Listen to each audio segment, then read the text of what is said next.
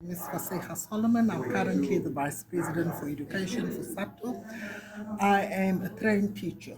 I started teaching in 1988 at a school called Manenberg High in Western Cape. My specialization is life sciences.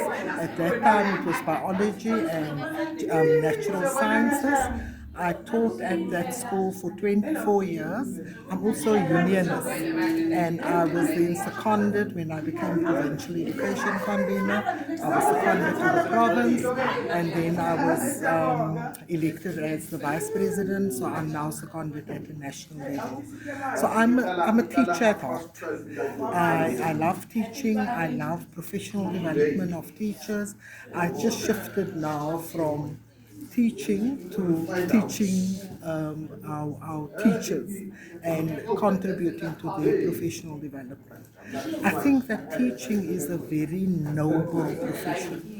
It's a calling. It's what I do. I like interacting, and I love interacting with learners. I like to see the growth. The best for me is to see when you meet, you go to a town, you see the manager is one of your learners. That is the proudest moment that you could have. So I'm not sure what else you would want me to add to. And then, how did you start?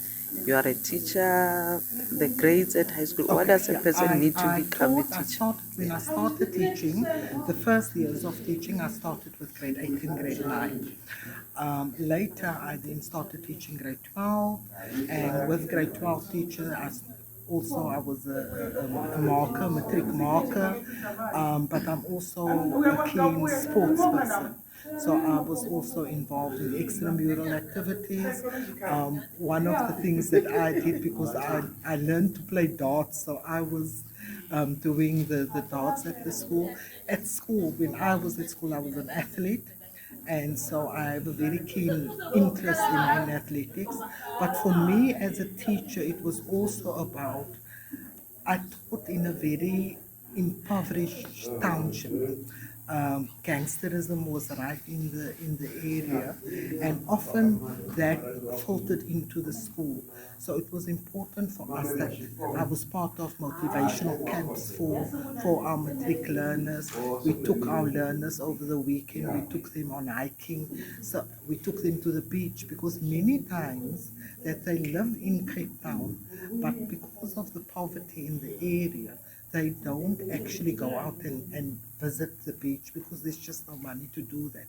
So as a teacher, your responsibility is also to become involved in the community. The community must know you. And as a teacher at that time, I did house visits, because for me it was important to know the parents, to know when a child has not been in school for a day or two, that I know what the reason is.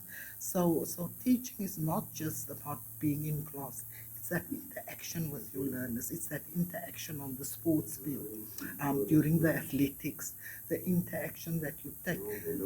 I would take learners to the museum, for instance. On a Friday evening, I had a colleague. On a Friday afternoon after school, we would take them to the museum, areas where they did not, they did not,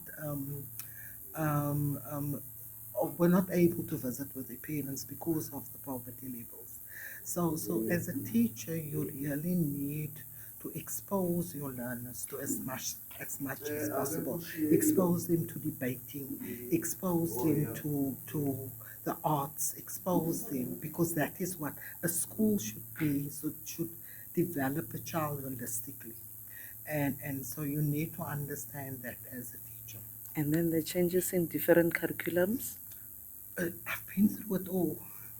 When I started teaching, we were still with the old curriculum, and then OBE came in, and then it was NCS, then it was RNCS, and so by that time I had already moved. When OBE came in, I moved to a seconded position.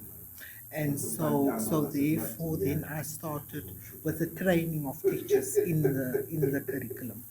And so that is my role now.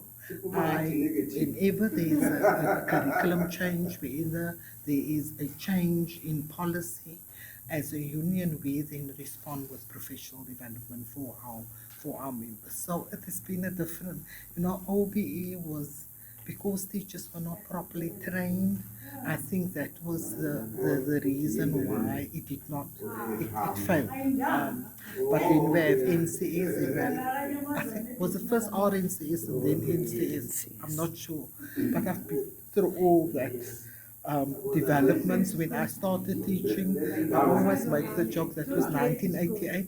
I started with an overhead projector, and that was like the top of technology. But now you need to shift, because you now have these data projectors, and so you need to move. You need to, as a teacher, always ensure that you are updated with the developments in education, because in education, you as a teacher, you operate in a sector, the education sector, that's dynamic. It changes all the time.